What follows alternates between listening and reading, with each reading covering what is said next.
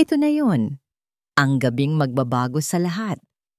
Pinagmasdan ni Althea Reyes ang dalawang eleganteng plato sa ibabaw ng kanilang mamahaling hapagkainan. Perpekto ang pagkakaayos ng mga kubyertos.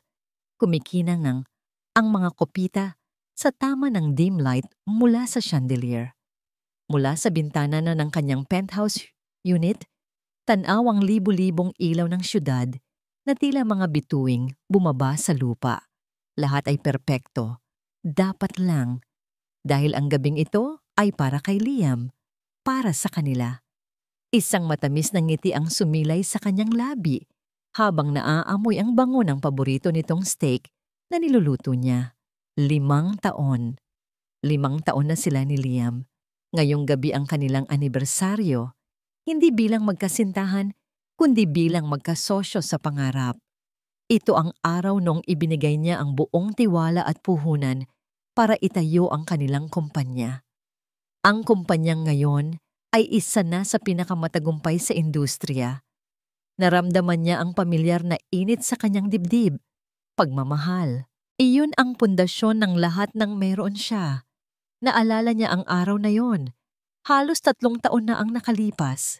Nasa mas maliit pa silang opisina noon. Pumasok si Liam sa kanyang kwarto, balisa at hindi mapakali.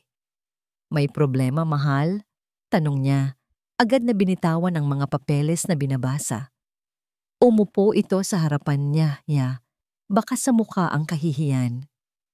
Kailangan ng pamilya ko sa probinsya, Althea. Malaki ang utang ni Papa sa sugal. Pinagbabantaan na sila.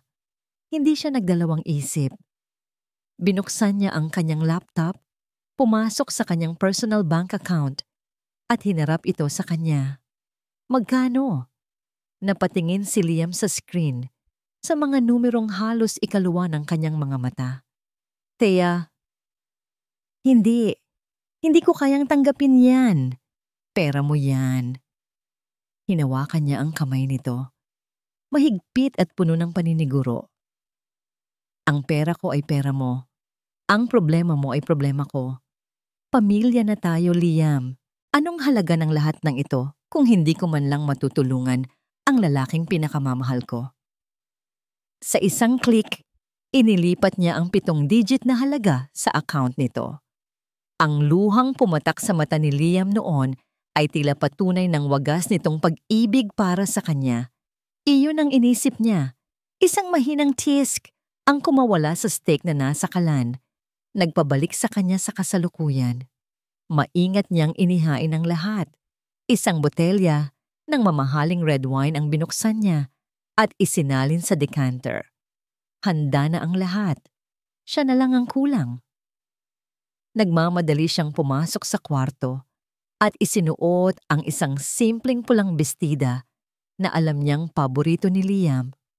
Naglagay siya ng bahagyang kolorete sa muka. Sapat lang para bigyang diin ang kanyang natural na ganda. Tiningnan niya ang kanyang refleksyon sa salamin. Isang babaeng matagumpay, isang CEO. Pero sa gabing ito, gusto lang niyang maging si Althea.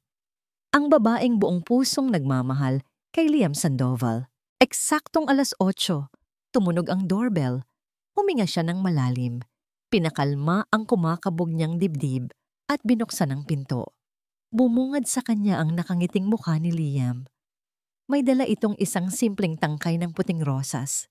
Ang paborito niya. Happy anniversary, mahal. Bati nito sa malambing na boses. Akala ko ba may board meeting ka? Tanong ni Althea nagkukunwaring nagtatampo. Niyakap siya ni Liam ng mahigpit. Wala nang mas importante pa sa gabing ito. Para sa'yo. Pinapasok niya ito.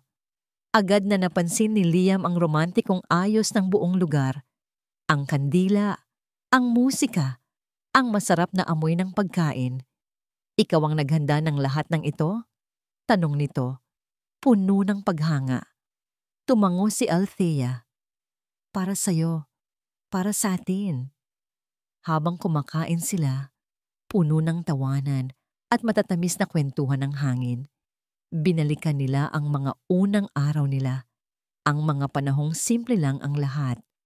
Si Liam ang pinakamatamis at pinakamalambing na lalaki sa mundo sa mga panahong iyon. At para kay Althea, walang nagbago.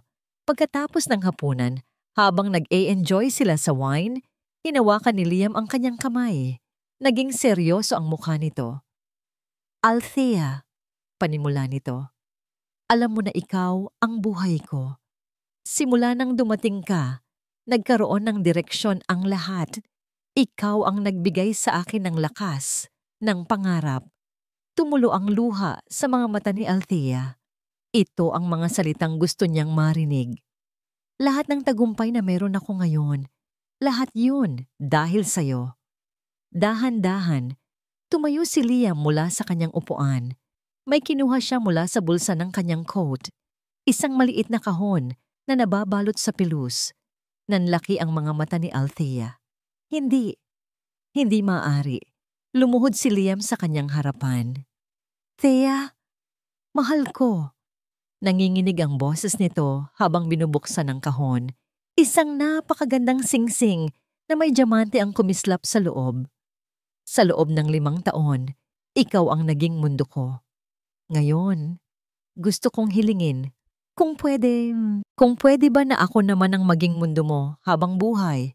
Napahagulgol si Althea, hindi dahil sa lungkot, kundi dahil sa purong kaligayahan. Will you marry me, Althea Reyes? Sa pagitan ng kanyang mga hikbi, isang salita lang ang paulit-ulit niyang sinabi. Yes.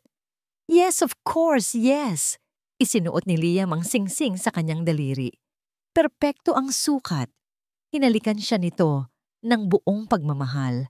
Sa sandaling iyon, naramdaman ni Althea na siya na ang pinakamasayang babae sa buong mundo. Ngunit habang magkayakap sila, napatingin si Althea sa mga mata ni Liam. At sa isang saglit, sa isang kiglap, may nakita siyang kakaiba. Isang malamig na kislap, isang segundong pag-aatubili na agad ding nawala, na para bang isang aninong dumaan lang. Ipinilig niya ang kanyang ulo. Guni-guni niya lang siguro yon. Dala lang ng sobrang emosyon. Mahal na mahal kita, Liam. Bulong niya. Mas mahal kita, Thea. Higit pa sa buhay ko. Sagot nito. Biglang nag-vibrate ang cellphone ni Althea sa ibabaw ng mesa. Kinuha niya ito. Iniisip na baka isa sa mga kaibigan niya ang bumabati na. Pero mula ito sa isang unknown number. Binuksan niya ang mensahe. 2 maikling pangungusap lang ang nakasulat. 2 pangungusap na nagpatigil sa kanyang paghinga at nagpalamig sa dugo sa kanyang mga ugat. Huwag kang magpakasal sa kanya. Hindi mo siya kilala. Ang yakap ni Liam ay mainit, pero si Althea ay nilalamig. Nakatayo lang siya roon, sa gitna ng perpektong sala, hawak ang cellphone na tila nagbabagang bakal sa kanyang kamay. Ang mga salitang nabasa niya ay paulit-ulit na tumatakbo sa kanyang isipan. Isang lason na dahan-dahang kumakalat sa buong sistema niya. Huwag kang magpakasal sa kanya. Hindi mo siya kilala. Okay ka lang, mahal? Tanong ni Liam. Kumakala sa yakap at tinititigan siya ng may pag-aalala. Namutla ka yata. Pilit nang ngumiti si Althea. Wala ito. Siguro napagod lang ako sa paghahanda. Itinago niya ang cellphone sa kanyang likod. Ayaw niyang makita ni Liam. Ayaw niyang magtanong ito. Hindi niya alam kung bakit. Pero isang malakas na kutob ang nagsasabi sa kanyang manahimik muna. Kinagabihan, hindi siya dinalaw ng antok. Nakahiga siya sa kanilang kama, nakatalikod kay Liam na mahimbing nang natutulog. Ang marahan nitong paghilik na dati ay musika sa kanyang pandinig, ay tila ingay na ngayon na gumugulo sa kanyang isipan. Tiningnan niya ang kanyang kamay. Sa dilim, bahagya pa rin kumikinang ang diamante sa singsing. Kanina lang, simbolo ito ng katuparan ng lahat ng kanyang pangarap. Ngayon, parang isang paalala ito ng isang babala. Isang tanikala na hindi niya sigurado kung dapat ba niyang isuot. Sino ang nagpadala ng mensahe? Isang kakumpetensya sa negosyo? Isang dating empleyado na may galit sa kanila? o isang taong talagang may alam? Bumangon siya at nagtungo sa bintana. Ang syudad na kanina ay puno ng pangako, ay tila naging isang madilim na gubat, puno ng mga lihim at anino. Kinabukasan, sinubukan niyang kalimutan ang lahat. Sinubukan niyang paniwalain ang sarili na isa lang iyong masamang biro. Ngunit ang pagdududa, kapag naitanim na, ay parang isang halamang dahan-dahang lumalaki. Napansin niyang mas madalas hawak ni Liam ang cellphone nito at palagi itong nakatalikod kapag may ka-text. Kapag tinatanong niya, ang laging sagot ay, "Trabaho lang, mahal." Kailangan niya ng kausap. Isang taong mapagkakatiwalaan niya ng buo. Katrina, ang best friend niya. Nagkita sila sa isang maliit na cafe malapit sa kanilang opisina. Si Katrina Velasco, ang kanyang matalik na kaibigan mula pa noong kolehiyo. Siya rin ang Chief Operating Officer ng kanilang kumpanya. Siya ang kanang kamay ni Althea. "Oh my God, Thea! I saw Liam's post! Congratulations!" Masayang bati ni Katrina sabay yakap sa kanya. "Finally! Bagay na bagay talaga kayo." Inilahad ni Althea ang kanyang kamay para ipakita ang singsing. "It's beautiful," puri ni Katrina. Pero agad napansin ang lungkot sa mga mata ng kaibigan. "Hey! What's wrong? Dapat masaya ka. Ito na yung pinakahihintay mo, di ba?" Huminga ng malalim si Althea. May natanggap kasi akong text kagabi, Kat, mula sa unknown number. Ipinakita niya ang mensahe kay Katrina. Binasa ito ni Katrina at bahagyang tumawa. "Ano ka ba? Malamang gawa-gawa lang yan ng mga naiinggit sa inyo. You're successful, you're in love. Maraming gustong manira niyan." "Pero paano kung totoo, Kat? Paano kung may hindi ako alam?" Hinawakan ni Katrina ang kanyang kamay. Ang mga mata nito ay puno ng sinseridad. O yun ang akala ni Althea. "Thea, listen to me. Kilala natin si Liam. Mahal na mahal ka nun. Isipin mo na lang lahat ng pinagdaanan ninyo. Huwag mong sirain ang isang bagay na perpekto dahil lang sa isang text mula sa kung sinong duwag na ayaw magpakilala. Okay?" Tumango si Althea. Tama siguro si Katrina.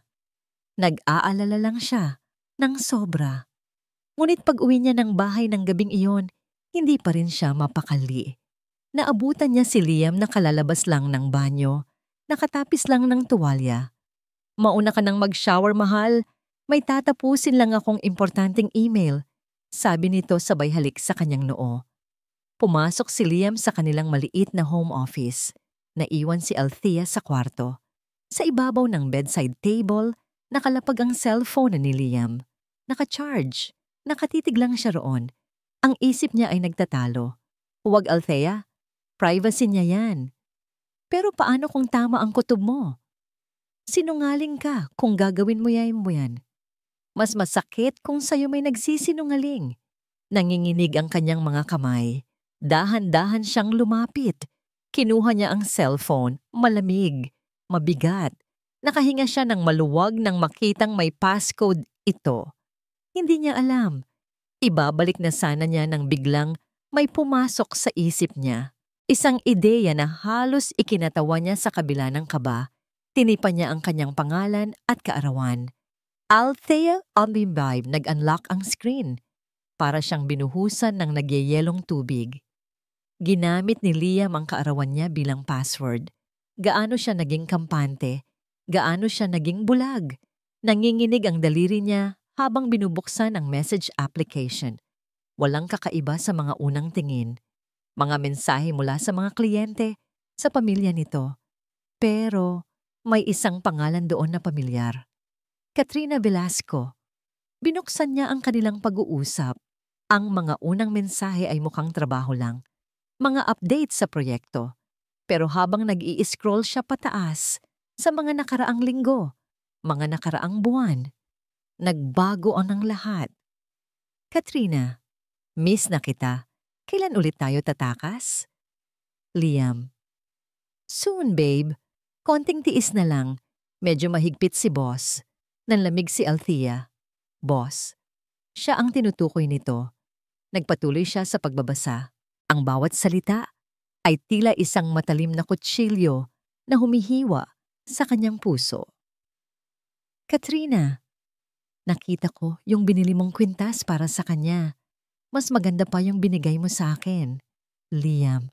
Siyempre, ikaw ang reyna ko. Siya, pampaswerte lang. Hindi na niya napigilan ang luhang pumatak mula sa kanyang mata. Pampaswerte. Iyon lang ba ang tingin sa kanya ni Liam? Isang anting-anting at ang pinakamasakit sa lahat. Liam. Malapit na, Kat.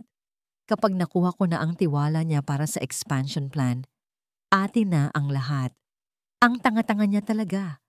Akala niya lahat ng pagpapakita ko ng pagmamahal ay totoo. Katrina. Good. Bilisan mo. I'm so tired of pretending to be her friend. Nakakasuka. Halos mabitawan niya ang cellphone. Ang sakit ay napalitan ng galit. Isang nag-aapoy na galit na hindi niya pa naramdaman kailanman. Niloko siya.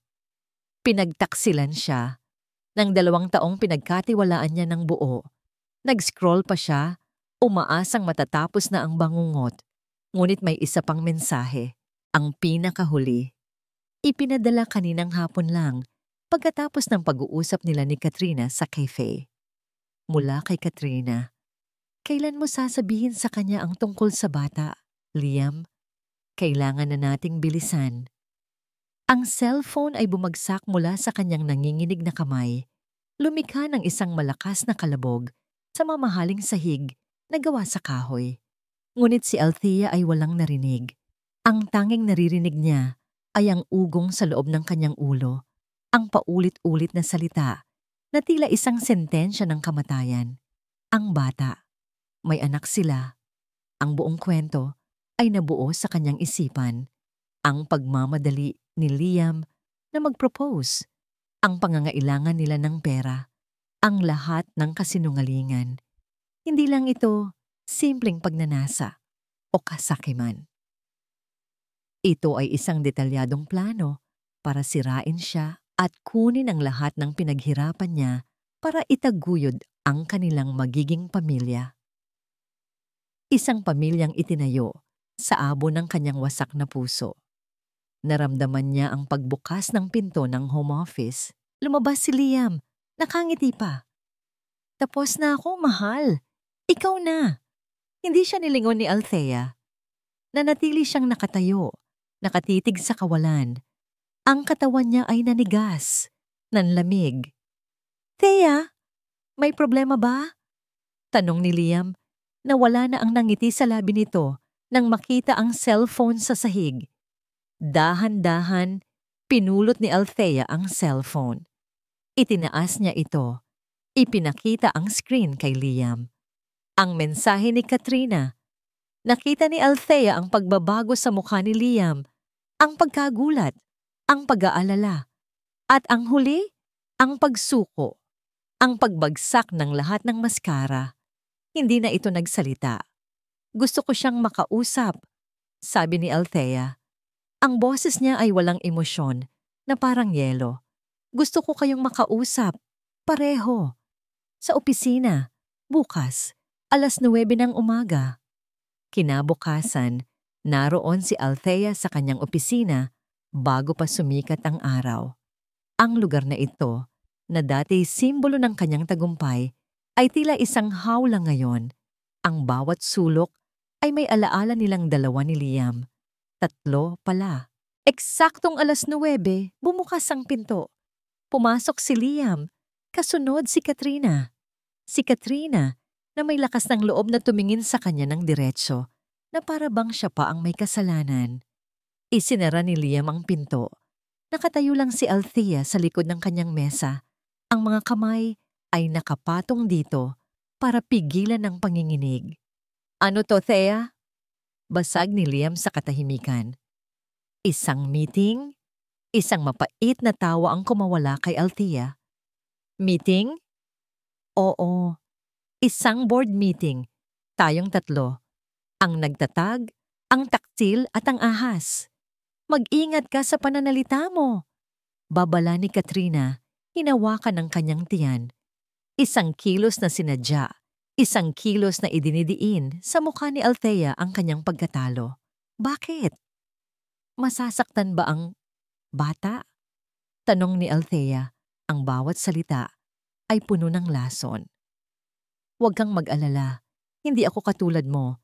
Hindi ako naninira ng pamilya. Wala kaming sinisira, Thea. Sigaw ni Liam. Sa wakas ay nagpakita ng tunay na kulay. Dahil wala namang tunay na pamilya. Kailanman hindi kita tinuring na pamilya. Isa ka lang. Isang hagdan. Isang magandang hagdan na gawa sa ginto para marating namin ang gusto namin. Bawat salita ay isang sampal. Mas masakit pa sa sampal. Lahat ng pinaghirapan ko, ibinigay ko sa'yo. Sabi ni Althea, nanginginig na ang boses. Ang pamilya mo, ang mga utang ng tatay mo, ako ang sumalo sa lahat. At nagpapasalamat kami sa kabaitan mo. Sabi ni Katrina nang may pang-asar na ngiti. Dahil doon, makakapagsimula na kami ng sarili naming buhay. Isang buhay na malayo sa'yo. Doon na bumigay si Althea. Hayop kayo, mga demonyo. Aalis kayo sa kumpanyang ito. Ngayon din. Ngumisi si Liam. Isang nangisi na nakakakilabot. Aalis? Thea, hindi mo pa ba naiintindihan? Ikaw ang aalis. Isinuko mo sa akin ang controlling shares ng kumpanya noong isang buwan para sa expansion plan. Naaalala mo? Ang tanga-tanga mo talaga. Parang binagsakan ng langit at lupa si Althea. Ang dokumentong pinirmahan niya nang walang pag-aalinlangan dahil sa tiwala. Iyon pala ang kanyang hatol. Hindi, bulong niya, hindi maaari. Maaari, sabi ni Liam, dahan-dahang lumalapit sa kanya. At ngayon, para masigurong walang gulo, kailangan mong mawala. Sandali lang naman. Ang takot ay nagsimulang gumapang sa puso ni Althea. Ang galit ay napalitan ng pagnanais na mabuhay. Tumakbo siya papunta sa pinto, ngunit mas mabilis si Liam. Hinablot siya nito sa braso ng buong higpit. Saan ka pupunta? Bulong nito sa kanyang tainga. Ang boses ay malamig at puno ng pagbabanta. Hindi pa tayo tapos mag-usap. Nagpumiglas siya. Sumigaw. Ngunit tinakpan ni Liam ang kanyang bibig. Hinila siya nito palabas ng opisina sa service elevator kung saan walang makakakita. Itinulak siya nito papasok sa backseat ng kanyang sariling kotse. Si Katrina ang umupo sa driver's seat. Mabilis nilang pinatakbo ang sasakyan palayo sa syudad. Palayo sa mga posibleng saksi. Gabi na. Bumubuhos ang malakas na ulan at ang bawat dagundong ng kulog ay tila kasabay ng malakas na kabog ng kanyang dibdib. Patuloy siyang nagpupumigla sa likod, ngunit malakas si Liam. Huminto sila sa isang luma at abandonadong tulay sa gitna ng kawalan. Walang ibang sasakyan, walang ibang tao.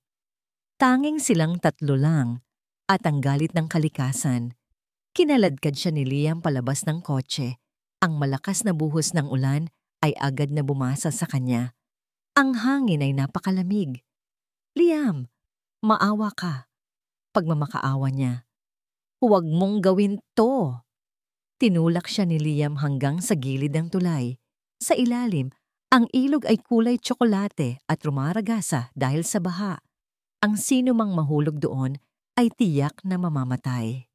Awa? Tumawa si Liam. Isang tawang walang kagalakan. Ibinigay mo sa akin ang lahat, Thea. Maliban sa isang bagay, respeto. Palagi mo akong pinaramdam na mas mababa ako sa'yo.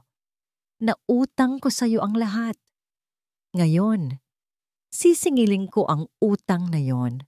Humarap siya kay Katrina na nakatayo lang sa tabi, payong-payong na para bang nanonood lang ng isang pelikula. Katrina, magkaibigan tayo. Ngumiti lang si Katrina. Paalam, Althea. Iyon ang huling salita na narinig niya. Sa isang malakas na tulak, naramdaman niya ang pagkawala ng semento sa ilalim ng kanyang mga paa. Ang sigaw niya ay nilamon ng ugong ng hangin at ulan. Habang nahuhulog siya, ang tanging nakikita niya ay ang dalawang figura sa tulay. Si Liam at Katrina. Nakatayo lang, hindi man lang gumalaw.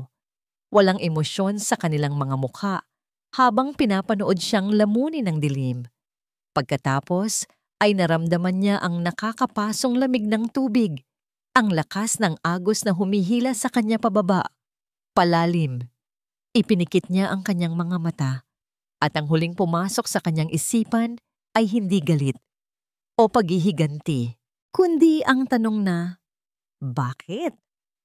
Ang tanong ay umalingaw-ngaw sa kanyang isipan, kasabay ng pagpasok ng marumi at maputik na tubig sa kanyang bibig, sa kanyang ilong, at sa kanyang mga baga. Tila apoy na sumusunog sa kanyang dibdib, isang sakit na hindi maipaliwanag. Sinubukan niyang kumampay, sinubukan niyang lumaban. Ang instinct na mabuhay ay malakas, ngunit ang agos ay isang halimaw na walang awa.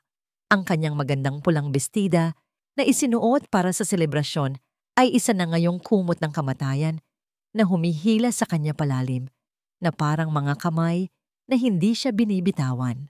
Ang bawat pagsubok na huminga ay isang paglunok sa sarili niyang kamatayan. Nawalan na siya ng direksyon. Sa ilalim ng tubig, ang dilim ay ganap. Wala siyang makita. Wala siyang marinig, kundi ang nakabibinging ugong ng rumaragasang ilog at ang naghihingalong tibok ng sarili niyang puso. Bumagal ang kanyang mga kilos, bumigat ang kanyang mga braso at binti. Ang pagnanais na lumaban ay unti-unting napalitan ng pagod. Pagod na siya. Sa ilalim ng madilim at maputik na tubig, naramdaman ni Althea ang unti-unting pagkawala ng kanyang ulirat. Bumigat ang kanyang katawan. Binitawan niya ang lahat. Ito na ang wakas. Ang umaga ay tahimik sa maliit na bayan sa tabi ng ilog. Para kay Dr. Alejandro Del Rio, isang retiradong siruhano, ang paglalakad sa pampang tuwing pagsikat ng araw ay isang ritual. Ang sariwang hangin at ang marahang tunog ng agos na humupa na matapos ang malakas na ulan kagabi ay gamot sa kanyang kaluluwa. Ngunit ang umagang yon ay iba. Sa di kalayuan, sa may pampang kung saan nagsasama ang putik at mga sanga, may naaninag siyang kakaibang bulto. Isang kumpol ng kulay pula na hindi pamilyar sa tanawin. Hindi ito basura. Masyadong organiko. Nilapitan niya ito. Ang kanyang mga yapak ay maingat habang lumulubog sa basang lupa. At doon, nanlaki ang kanyang mga mata sa kanyang natuklasan. Isang babae. Nakasubsob sa putikan, ang katawan ay baluktot sa hindi natural na posisyon. Ang kanyang pulang bestida ay punit-punit at nababalot ng burak. Isang mamahaling singsing ang kumikinang pa rin sa daliri nito. Isang kakatwang simbolo ng yaman sa gitna ng karumihan. Agad na tumakbo si Dr. Alejandro. Bilang isang doktor, ang kanyang unang reaksyon ay hindi takot, kundi tungkulin. Lumuhod siya sa tabi ng babae, marahang inihiga ito ng maayos. Ang mukha nito ay halos hindi na makilala dahil sa mga sugat at pamamaga. Hinanap niya ang pulso nito sa leeg, mahina. Halos hindi maramdaman, pero naroon. Buhay siya. Napansin niya ang malaking pinsala sa mukha nito, mga hiwa, mga galos, at pamamaga na halos tumakip na sa dating anyo nito. Hypothermia, shock. Kung hindi maaagapan, ilang minuto na lang ang itatagal nito.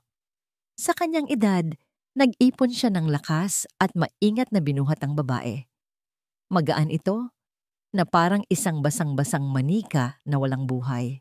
Bawat hakbang palayo sa pampang at pabalik sa kanyang bahay na nagsisilbi ring maliit na klinika ay isang pakikipaglaban sa oras. Inihiga niya ito sa isang examination table. Ang kanyang mga kilos ay mabilis at tiyak, kilos ng isang bihasang siruhano. Ginamit niya ang gunting para tanggalin ang basang bestida, nilinis ang mga sugat nito gamit ang antiseptic solution at maingat na tinanggal ang mga piraso ng burak na dumidikit sa balat nito. Ang kanyang bahay ay nagmistulang isang makeshift operating room. Pagkalipas ng halos 2 oras ng masusing paggamot, nalinis na niya ang mga sugat nito at nabigyan ng gamot para sa shock at posibleng impeksyon. Ang babae ay nakahiga pa rin. Ang paghinga ay mahina ngunit mas regular na. Ngunit ang pinakamalaking hamon ay nasa mukha nito. Ang mga pinsala ay malala. Sino ka, iho? Bulong niya sa sarili. At sino ang gumawa sa iyo nito? Sa pagkakataong yun, nagising ang anak ni Dr. Alejandro, si Mateo, isang architect na naninirahan din sa kanilang bahay, na hindi pa nakakababa mula sa kanyang kwarto. Nagulat siya nang makita ang kanyang ama na abala sa paggamot sa isang estranghero. Ama, anong nangyari? Tanong ni Mateo. Lumalapit na may halong pag-aalala at pagtataka. Nakita ko siya sa pampang kanina, anak. Halos hindi na humihinga. Paliwanag ni Dr. Alejandro. Kailangan niya ng tulong natin. Tiningnan ni Mateo ang babae. Sa kabila ng mga sugat at pamamaga, may nakita siyang kakaibang aura dito. Isang bakas ng dating kagandahan at dignidad. Nakaramdam siya ng awa. Kailangan ba natin siyang dalhin sa ospital, ama? Hindi pa natin pwede, anak. Masyado pang mahina. At hindi natin alam kung ano ang gagawin nila kung malalaman nilang buhay pa siya. May kutob akong may malalim na dahilan kung bakit siya napadpad dito. Tinitigan ni Dr. Alejandro ang babae. Malalim na sugat ang natamo niya, hindi lang sa katawan. Sigurado akong pati sa puso. Sa mga sumunod na araw, si Althea, na wala pa ring maalalang pangalan o kung sino siya, ay nanatili sa pangangalaga ng mag-ama. Si Dr. Alejandro ang nagbabantay sa kanyang pisikal na kalagayan, habang si Mateo naman ang nagbibigay ng pagkain at kumakausap sa kanya, kahit pa puro ungol at mahinang daing lang ang sagot nito. Isang hapon, habang naglilinis si Mateo ng mga gamit sa klinika, napansin niya ang isang maliit na bagay na natabunan ng putik sa damit ng babae. Kinuha niya ito at maingat na hinugasan. Isang maliit na locket na gawa sa pilak. Nang mabuksan niya ito, may 2 maliliit na litrato sa loob. Ang isang litrato ay babaeng nakangiti. Ang isang litrato ay lalaking nakangiti rin. Ang babae sa litrato, mukhang kamukha ng pasyente nila, pero walang sugat, malinis, at napakaganda. Ama, tawag niya. Pinakita niya ang locket kay Dr. Alejandro. Napabuntong hininga ang matanda. Mukhang nawalan siya ng lahat, anak. Hindi lang ng alaala, kundi pati ng pagkakakilanlan. Nang gabing iyon, nagkaroon ng matinding panaginip si Althea. Mga pira-pirasong imahe. Isang tulay. Malakas na ulan. 2 mukha. Isang lalaki na nakakangiti. Isang babaeng may mapanuksong tingin. At ang nakakapasong lamig ng tubig. Sumigaw siya sa kanyang paggising. Ang pawis ay tumatagaktak sa kanyang noo. Si Mateo ang unang nakarinig sa kanya. Dali-dali siyang tumakbo sa kwarto. Okay ka lang? Tanong ni Mateo. May halong pag-aalala. Hinawakan niya ang balikat ng babae. Napatingin si Althea kay Mateo. Sa unang pagkakataon, may nasilayan siyang pagkilala sa kanyang mga mata. Hindi niya alam kung sino ito. Ngunit ang presensya nito ay nagbigay sa kanya ng kakaibang pakiramdam ng kapanatagan. Sino? Sino ka? Mahina niyang tanong. Ang boses ay garalgal pa. Sino ako?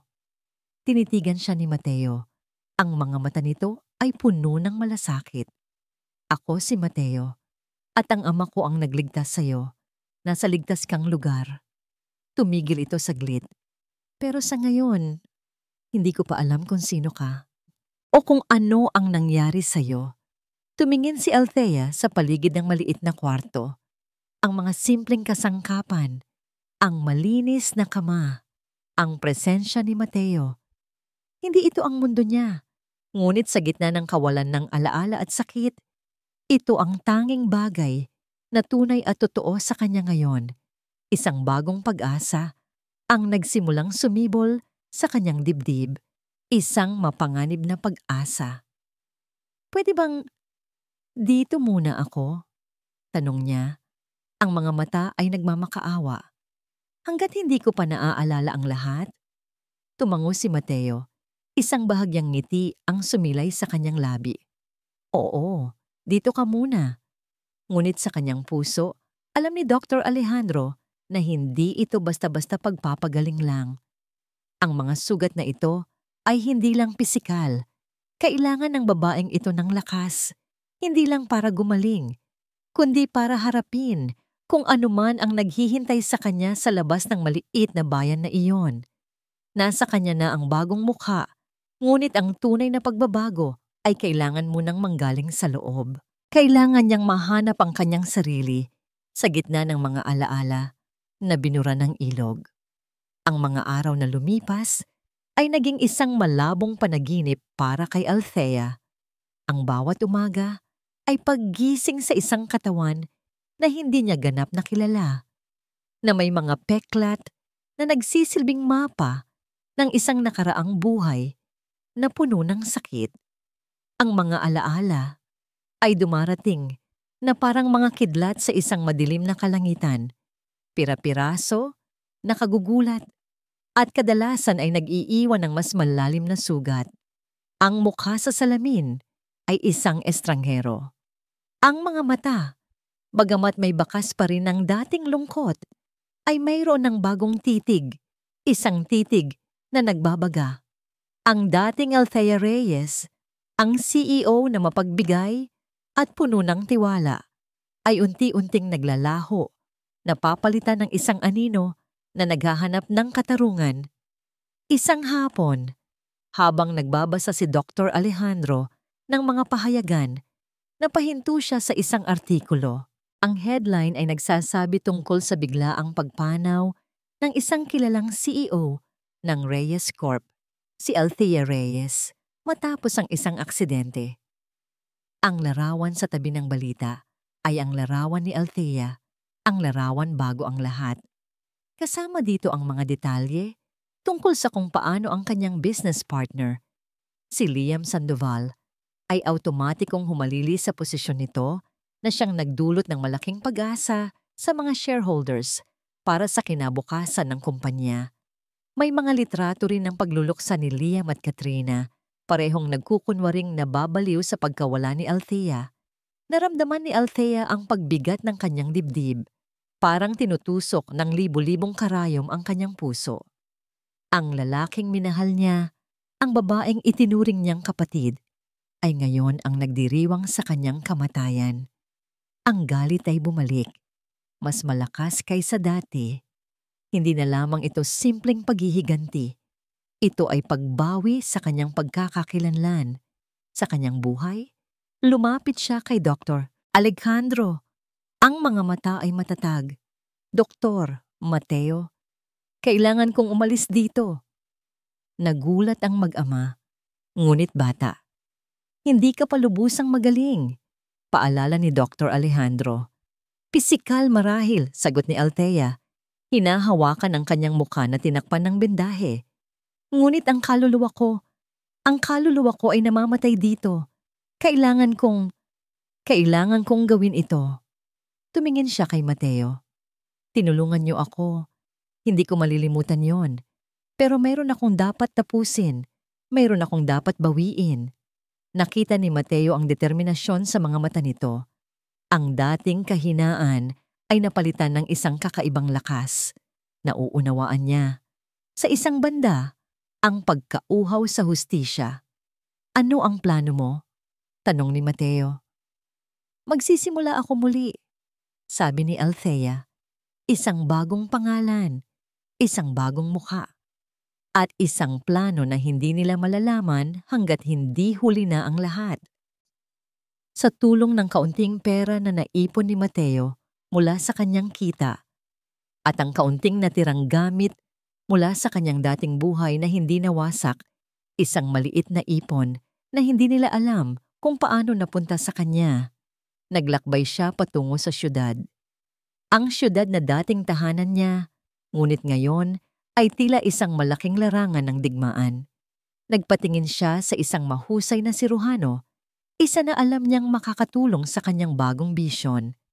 Ang mga operasyon ay mahaba at masakit, ngunit sa bawat paghiwa, sa bawat tahi, nararamdaman niya ang paghubog ng isang bagong pagkatao. Ang dating mukha ni Althea Reyes ay tuluyan ng nabura, napalitan ng isang estranghera na may matalim na mga mata at isang ekspresyon na mahirap basahin. Nang makabawi siya, isa lang ang nasa isip niya, ang pangalan. Kailangan niya ng pangalan na magtatakip sa kanya, ngunit magpapakita ng kanyang bagong lakas. Celestina, bulong niya sa hangin. Celestina Cruz. Ang Celestina ay nangangahulugang mula sa langit, isang pag-asa ng bagong simula, isang paglaya mula sa impyernong naranasan niya. Ang Cruz, isang pangkaraniwang apelyido, ay magsisilbing perpektong takip. Ngayon, hindi na siya si Althea, siya si Celeste. Bumalik siya sa syudad na may bagong mukha, bagong pangalan, at isang puso na puno ng pagnanais na makabawi. Sa kanyang kamay, hawak niya ang isang maliit na ledger, ang mga tala ng mga utang na dapat bayaran. Sa tulong ng kanyang natitirang yaman at ang kanyang matalas na pag-iisip na mas tumalas pa dahil sa sakit na kanyang naramdaman, nagsimula siyang bumuo ng isang kumpanya, isang shell company. Ito ang magiging sandata niya. Ang kanyang paraan para muling pumasok sa mundo ni Liam Sandoval. Ang unang hakbang ay ang pag-alam sa mga kahinaan ng imperyo ni Liam. Sa pamamagitan ng mga dating kontak sa industriya at mga bagong kakilala na hindi alam ang kanyang nakaraan, nalaman niya ang mga problema sa supply chain ng Sandoval Corp. May mga kumpanyang nagkakautang, may mga kontrata na hindi natutupad. Nagpadala siya ng mga alok, nag-alok ng tulong, nagpakita siya bilang isang misteryosong mamumuhunan na handang saklolohan ang mga nalulugi. Ang mga kumpanyang ito ay naging unang piraso ng kanyang domino. Habang binibili niya ang mga ito, unti-unti niyang napuputol ang daloy ng mga materyales papunta sa Sandoval Corp. Sa kanyang opisina, na ngayon ay simple ngunit elegante, nakaupo si Celeste. Sa kanyang mesa, isang litrato. Hindi ang litrato ni Liam, hindi ang litrato ng dating buhay niya, kundi ang maliit na lakit na nakuha ni Mateo mula sa kanya, ang lakit na may larawan niya noong masaya pa siya at isang lalaking hindi niya maalala. Ito ang kanyang paalala, ang paalala kung ano ang nawala sa kanya at kung ano ang kailangan niyang ipaglaban. Sa kabilang banda, si Liam Sandoval ay nagsisimula ng makaramdam ng pressure. Ang mga balita tungkol sa mga pagkaantala sa produksyon ay nagsisimulang kumalat. Hindi niya alam kung sino ang nasa likod nito, ngunit nararamdaman niyang may naglalaro sa kanya. At sa gitna ng lahat ng ito, ang kanyang relasyon kay Katrina ay hindi na kasing init ng dati. Ang pagbubuntis ni Katrina ay nagiging pabigat. Ang mga pangangailangan nito ay lalong dumadami, habang ang mga kita nila ay hindi na kasing laki ng dati. Liam, kailangan na natin ng pera para sa ospital. Reklamo ni Katrina sa telepono. Ang boses ay puno ng pagkainis. Tsaka itong mga supply natin, bakit palaging delayed? Hindi ko alam. Sigaw ni Liam pabalik. Pati ba naman ikaw sisihin mo ako? Nagtatrabaho ako. Sa kanyang opisina, ngumiti ng bahagya si Celeste. Ang unang yugto ng kanyang plano ay nagbubunga na. Ang mga unang bato ay unti-unti nang bumabagsak. Ngunit hindi pa ito ang simula. Ito pa lang ang simula. Kailangan niyang maging maingat. Kailangan niyang maging mabilis. At higit sa lahat, kailangan niyang magtagumpay. Sa kanyang puso, naramdaman niya ang bigat ng kanyang pagkatao. Si Althea ay nawala na. Si Celeste ay nandito na. At si Celeste ay hindi titigil hanggat hindi niya nababawi ang lahat. Sa di kalayuan, sa isang tahimik na bayan sa tabi ng ilog, si Mateo ay madalas na nakatingin sa locket na ibinigay ni Althea sa kanya bago siya umalis. Hindi niya alam kung ano ang tunay na nangyari kay Althea, ngunit naniniwala siyang makakayanan nito ang lahat. At lihim siyang nagdarasal para sa kaligtasan nito at sa isang pag-asa na isang araw, makikita niya itong muli, hindi bilang isang anino ng nakaraan, kundi bilang isang babaeng malaya na sa kanyang mga sugat. Ang malamig na liwanag ng mga fluorescent light sa kanyang bagong opisina ay tila sumasalamin sa lamig ng determinasyon sa puso ni Celeste. Linggo na ang nakalipas mula nang siya ay magbalik sa syudad bilang si Celestina Cruz, ang misteryosong mamumuhunan na may kakayahang magbigay buhay sa mga nalulunod na kumpanya. Sa kanyang mesa, ang mga dokumento ng mga binili niyang kumpanya ay nakaayos ng maayos.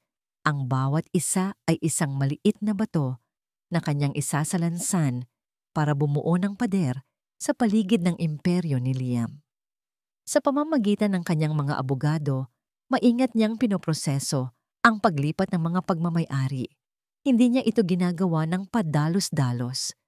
Bawat transaksyon ay maingat na pinag-aralan, bawat hakbang ay may layunin, ang unti-unting paghihigpit sa tali na nakapalibot sa Sandoval Corp.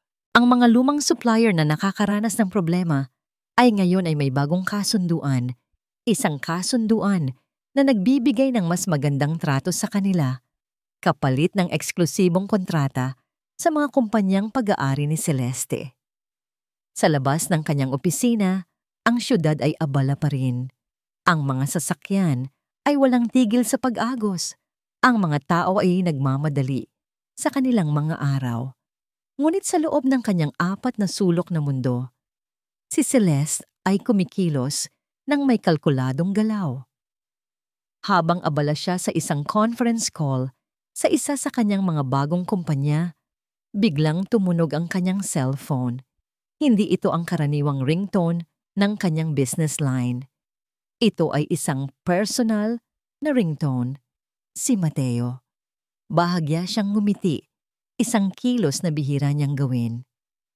Sandali lang, sabi niya sa kausap sa telepono, at lumabas muna siya sa kanyang opisina para sagutin ang tawag. Hello? Celeste? Kamusta ka na? Ang tinig ni Mateo ay puno ng pag-aalala at init. Naisip ko lang, nagugutom ka na ba? Nandito ako sa malapit na restaurant. Magpadala ka lang ng order mo, ihahatid ko na dito. Napangiti si Celeste. Si Mateo, ang lalaking nagbigay sa kanya ng silungan nung panahong wala na siyang mapuntahan. Ang lalaking nagpakita sa kanya ng kabutihan nang wala siyang naibibigay kapalit. Sa kabila ng kanyang pagnanais na maghiganti, ang presensya ni Mateo ay nagbibigay sa kanya ng kakaibang kapayapaan. Isang paalala na hindi lahat ng tao ay tulad ni Liam at Katrina. Mateo, salamat, sagot ni Celeste. Pero ayos lang ako. Marami lang akong tinatapos dito. Sigurado ka? Mukhang pagod ka. Baka gusto mo lang ng kaunting pahinga? May pagpupumilit sa tinig nito. Kilala kita, Celeste. Hindi ka kumakain kapag maraming trabaho. Napabuntong hininga si Celeste. Alam niyang tama si Mateo. Ang kanyang dedikasyon sa paghihiganti ay nagiging sanhi ng pagpapabaya sa sarili. Sige na nga, padala mo na lang dito ang paborito kong pasta, yung carbonara. Alam mo na ang paborito ko. Natuwa ang tinig ni Mateo. Sige, isang oras nandito na ako. Pagkalapag ng telepono, naramdaman ni Celeste ang isang pamilyar na kilig. Isang kilig na matagal na niyang hindi naramdaman mula pa noong panahon ni Althea. Tinabig niya ang isiping iyon. Hindi siya si Althea. Siya si Celeste at ang kanyang misyon ay hindi pag-ibig. Maya-maya, dumating si Mateo na may dalang isang malaking paper bag. Hindi lang ang pagkain ang dala nito, kundi pati ang isang maliit na bulaklak, isang puting rosas. Ito na, sabi ni Mateo. Inilalapag ang bag sa mesa. At ito, para sa'yo. Tinitigan ni Celeste ang rosas, puting rosas. Ang paborito ni Althea. Napakagatlabi siya. Hindi niya alam kung alam ni Mateo ang simbolismo nito o kung aksidente lang. Pero hindi niya mapigilang isipin si Liam. Salamat, Mateo. Mahina niyang sabi. Kinuha ang bulaklak. Wala yon, sagot ni Mateo. Nakatingin sa mga dokumento sa mesa. Mukhang marami kang ginagawa. May kinalaman ba yan sa Sandoval Corp? Napatigil si Celeste sa pagkain. Ang kanyang mga mata ay nagtama sa mga mata ni Mateo. Paano nalaman nito? Hindi ko alam ang lahat ng detalye, Celeste. Sabi ni Mateo. Tila nabasa ang kanyang iniisip. Pero alam ko ang ugali ng tatay ko.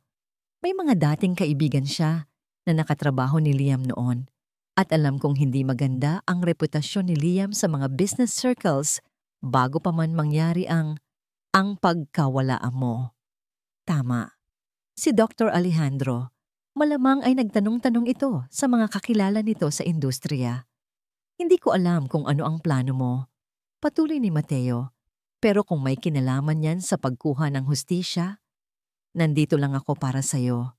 Basta't gawin mo ito ng tama. Huwag mong hayaang lamunin ka ng galit. Napalunok si Celeste. Ang sinseridad sa tinig ni Mateo ay tumatagos sa kanyang pananggalang. Alam niyang totoo ang mga sinasabi nito. Ito ang kaibahan ng tunay na kabutihan sa peking pagmamahal na naranasan niya. Salamat, Mateo, sabi niya. Ang tinig ay bahagyang nanginginig. Salamat sa pagtitiwala. Samantala, sa kabilang banda ng syudad, si Liam Sandoval ay nakakaramdam ng matinding pagkairita. Ang mga balita tungkol sa pagbagal ng operasyon ng Sandoval Corp ay hindi na maitatago. Ang mga kliyente ay nagrereklamo. Ang mga shareholders ay nagtatanong, anong nangyayari sa mga supplier natin? Sigaw niya sa kanyang operations manager. Bakit palaging may problema sa delivery? Hindi namin alam, Mr. O. Sandoval. Sagot ng manager balisa. Mukhang may mga bagong kumpanya na ang kumukuha sa kanila at ang mga kontrata nila, mas maganda ang trato. Bagong kumpanya? Sino sila? Mariing tanong ni Liam. Hindi pa malinaw, sir. Ang sabi, isang misteryosong investor lang. Lumalabas lang sila kapag may problema na. Naramdaman ni Liam ang pagtaas ng kanyang kaba. May kakaiba sa lahat ng ito. Hindi ito ordinaryong problema sa negosyo. May naglalaro sa kanya. At ang kaba ay lalong lumala nang makatanggap siya ng tawag mula sa ama niya. Anak, kailangan ko ng pera. Malaki na ang tubo ng mga hiniram ko. Sigaw ng ama sa telepono. Kung hindi, malilintikan ako. Napasabunot si Liam sa kanyang buhok. Ang mga utang ng kanyang ama ay bumabalik na parang multo. Ang pera ng kumpanya ay nauubos na para punan ng mga kakulangan sa supply. At ngayon, may mga bagong utang pa. Napaisip siya, sino ang may sapat na resources para gumawa nito? Sino ang may interes na pabagsakin siya? Bigla, naalala niya ang isang babae na nakilala niya ilang linggo na ang nakalipas. Isang misteryosong investor na may kakaibang dating. Ang pangalan nito ay Celeste Cruz. Nakausap niya ito sa isang industry event at nagpakita ito ng interes sa Sandoval Corp. Sa tingin niya noon, ito ay isang potential partner. Ngayon, ibang usapan na yon.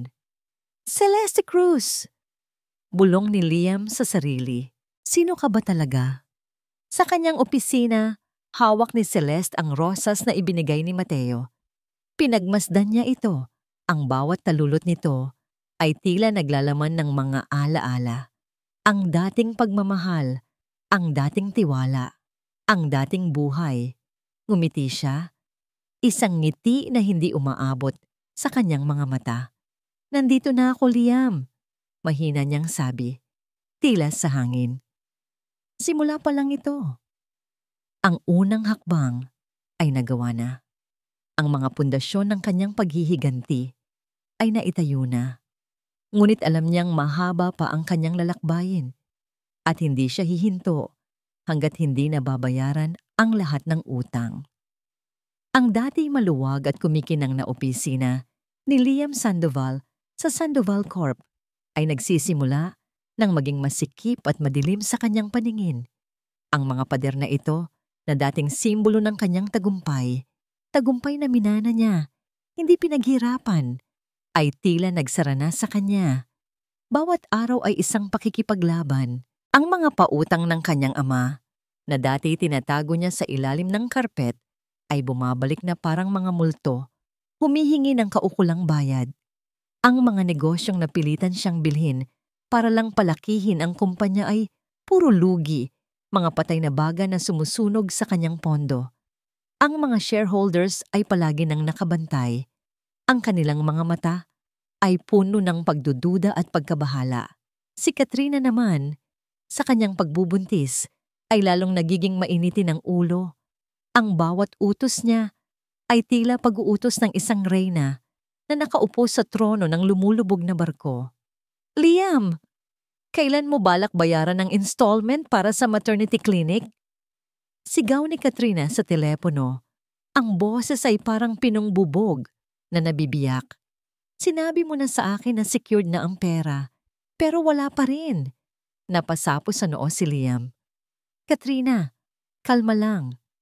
Nagkakaproblema tayo sa cash flow. Huwag mo munang problemahin yan." "Huwag kong problemahin? Liam, ako ang nagbubuntis ng anak mo, anak na magmamana ng lahat ng ito, kung may matitira pa."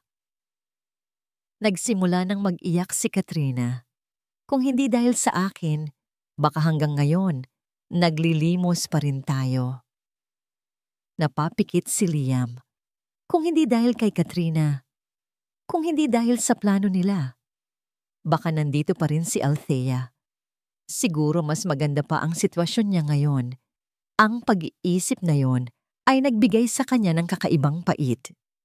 Sa gitna ng kanyang kaguluhan, may isang taong patuloy na bumabangon sa kanyang isipan, si Celeste Cruz.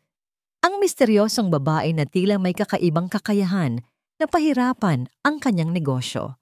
Ang pagkakakilala niya dito sa isang charity gala ilang linggo na ang nakalipas ay nag-iwan ng malaking marka sa kanya.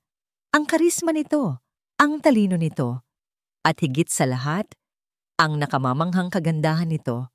Naalala niya ang gabing iyon. Habang nagtitipon ang mga pinakamayayamang tao sa syudad, napansin niya si Celeste na nag-iisa, nakatayo malapit sa isang malaking bintana, tila nagmamasid sa lahat. Naglakas loob siyang lumapit. "Miss Cruz?" Napalingon si Celeste. Ang kanyang mga mata ay malamig, ngunit may kakaibang kislap. "Mr. Sandoval, anong maipaglilingkod ko?" Ang boses nito ay mahinahon, ngunit may bigat na hindi niya maipaliwanag.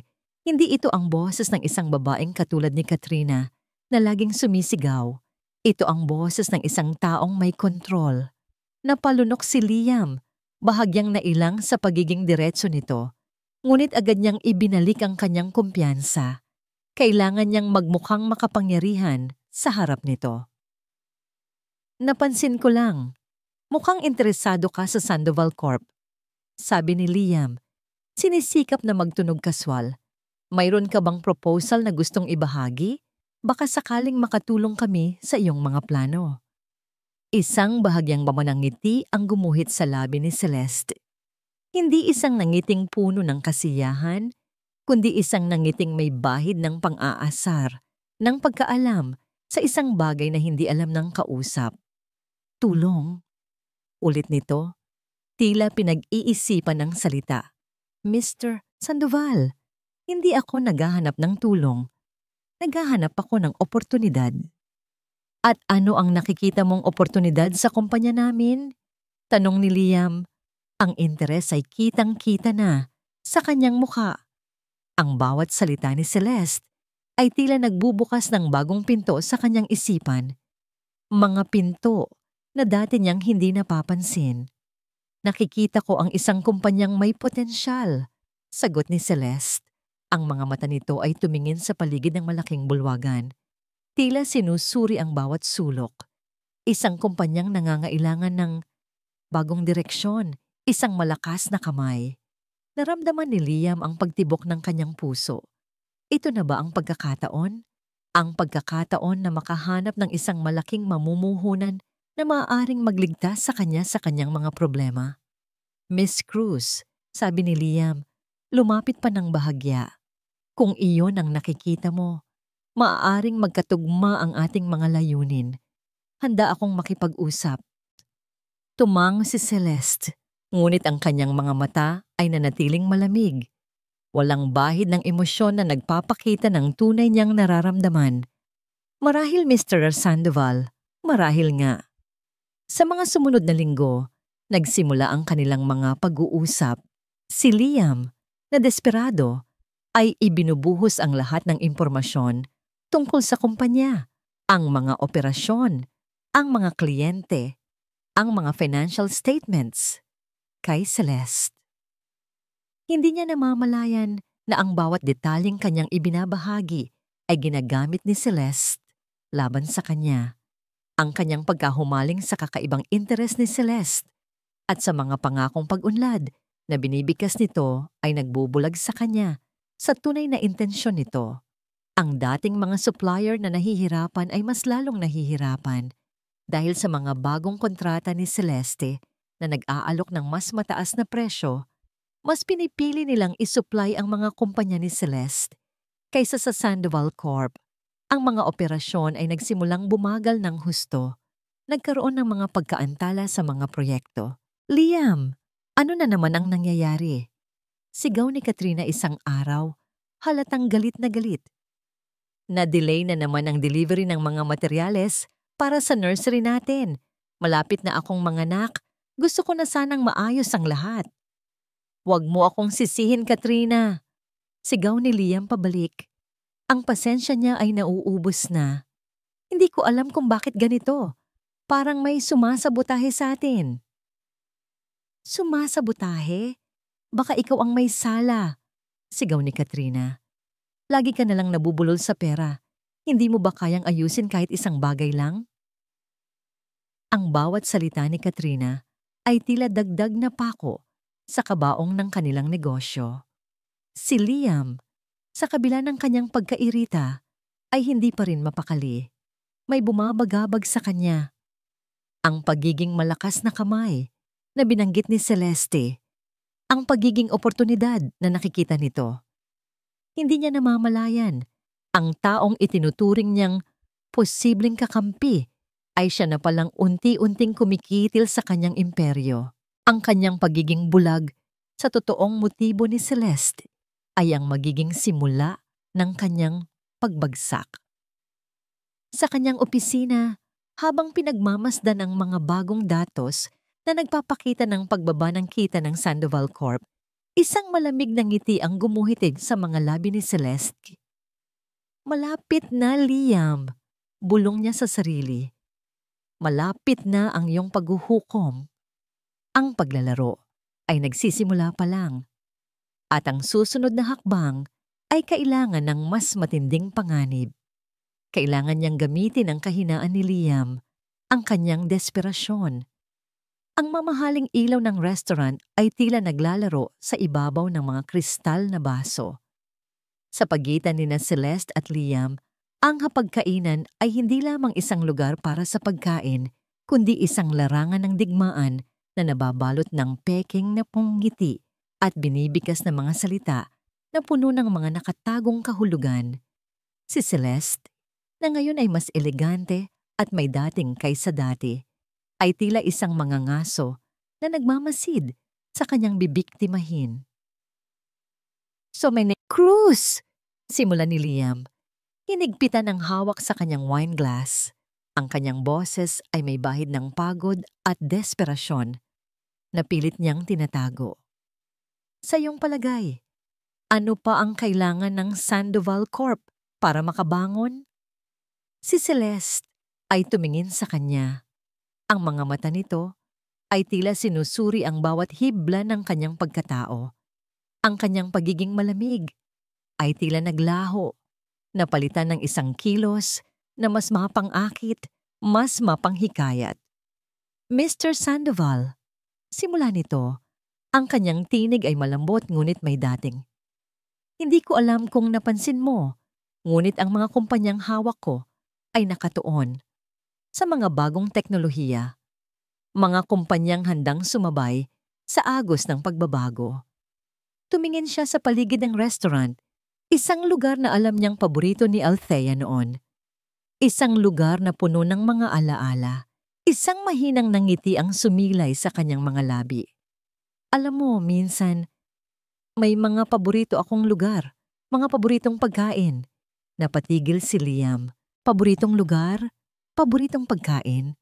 Naalala niya ang mga detalye na ibinigay ni Althea sa kanya noon tungkol sa mga lugar na gusto niya, mga paborito niyang putahe. Ngunit ito ay si Celeste. Paanong malalaman niya ang mga ito? Mukhang pamilyar ka sa mga lugar na gusto ko, sabi ni Celeste. Tila nabasa ang nasa isip ni Liam. Siguro dahil pareho tayo ng pananaw sa buhay. Pareho tayong nakakakita ng potensyal kung saan ang iba ay nakakakita lamang ng pagkalugi. Ang pagmumukha ni Liam ay nagbago mula sa pagtataka patungo sa pagkahumaling. Ang babaeng ito, hindi lang ito basta mamumuhunan. May kakaiba dito, mayroon itong alam. At ang kaalamang iyon ay tila nakakakuha sa kanya. Miss Cruz, sabi ni Liam, ang kanyang boses ay mas seryoso na ngayon. Kung mayroon kang plano, anumang plano na makakatulong sa akin, sabihin mo lang. Ngumiti si Celeste, isang tunay na ngiti sa pagkakataong ito. Ngunit ang kanyang mga mata ay nanatiling mapanuri. Mayroon akong plano, Mr. Sandoval. Ngunit kailangan muna nating maging malinaw sa ating mga layunin. Gusto mo bang ibalik ang Sandoval Corp sa dati nitong kaluwalhatian? O gusto mong magsimula ng bago, isang bagay na mas malaki pa? Ang tanong ni Celeste ay parang isang mantsa sa isipan ni Liam. Matagal na niyang nalilimutan kung ano ang tunay niyang gusto. Ang pagbawi sa kumpanya o ang pagtakas sa mga utang at pagsisimula ng bagong buhay? Habang nagaganap ang kanilang pag-uusap, sa kabilang banda, si Katrina ay hindi mapakali. Ang pagkakaroon ni Celeste sa buhay ni Liam ay nagdudulot sa kanya ng matinding pagdududa. Ang mga balita tungkol sa pagiging malapit ni Celeste kay Liam ay nakarating sa kanya at hindi niya ito matanggap. Dahil sa pagdududa, nagpasya siyang sundan si Liam. Alam niyang may plano ito at ayaw niyang mapag-iwanan. Sa pamamagitan ng kanyang kaibigan na nagtatrabaho sa restaurant, nalaman niya kung saan nagkikita sina Liam at Celeste. Nang makarating siya sa restaurant, nakita niya ang eksena. Si Celeste at Liam na tila nagkakasundo. Ang mga ngiti, ang pagtango, at ang pagkakapareho ng pagtingin ni Liam kay Celeste. Ang parehong paghanga na dating ibinibigay nito sa kanya. Sa dating Althea, hindi niya napigilan ang sarili. Ang galit at selos ay bumaha sa kanya. Nang makita niyang nag-aalok si Liam ng isang baso ng alak kay Celeste, hindi na siya nagdalawang isip. Sa isang iglap, sumugod siya sa kanilang mesa. Celeste Cruz! Sigaw niya, ang boses ay nanginginig sa galit. Layuan mo ang asawa ko. Ang buong restaurant ay natigilan. Ang mga mata ng lahat ay napunta sa kanila. Si Celeste ay tumingin lamang kay Katrina. Ang kanyang ekspresyon ay hindi mababasa. Si Liam naman ay namutla sa gulat at takot. Katrina, anong ginagawa mo dito? Sigaw ni Liam, pilit na pinapakalma ang sitwasyon. Anong ginagawa ko? Ito ang dapat itanong sa'yo. Sino yang babae na yan? Giit ni Katrina, itinuro si Celeste. Sinabi mo sa akin na may problema sa pera. Tapos magbubuhos ka ng pera sa babaeng yan? Habang nagkakagulo, si Celeste ay nanatiling kalmado. Sa isang iglap, ibinuhos niya ang laman ng baso ni Liam sa damit nito. Oops, sabi ni Celeste. Tila walang pakialam. Pasensya na, Mr. Sandoval. Talsik lang ng alak.